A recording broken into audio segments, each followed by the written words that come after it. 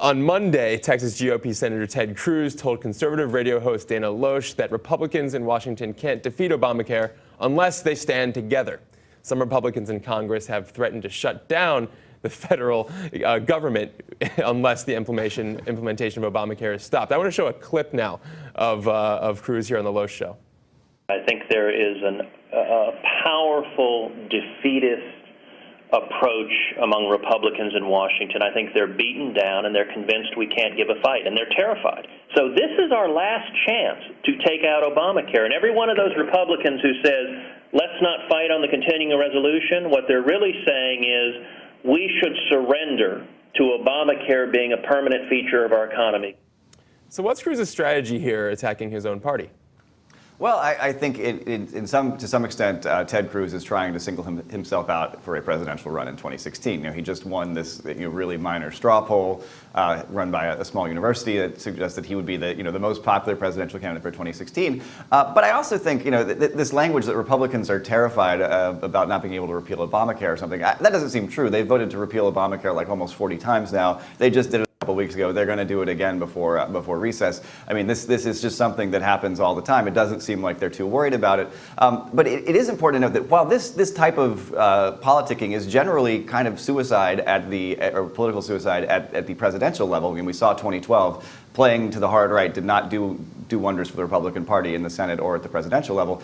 It tends to do very well in off-year elections, particularly when the economy is still bad and people are generally upset with Washington. So 2010 was a terrific year for the Tea Party, and a lot of really hardline conservatives got elected to Congress. So if Ted Cruz and the party decide to make a big fuss and cast themselves as anti-Obama, typically the off-presidential years are relatively low turnout years, and the lower the turnout, generally the better things are for the Republican Party. So they can move the party to the right, generate a lot of angst against Washington, and get their supporters ginned up. I mean, their supporters, the Republican Party base really doesn't like Obamacare, and they will come out and vote for people who make a big fuss about Obamacare. Now, Cruz is known as a guy who doesn't even like the New Deal, right? He wants to go all the way back and uproot the modern administrative state. And in this interview, Cruz noted that no modern entitlement program, that could be Medicare, Medicaid, and now Obamacare, has been repealed. Does the GOP see this perhaps as their last chance, their only chance to pull back something that's happened since the New Deal?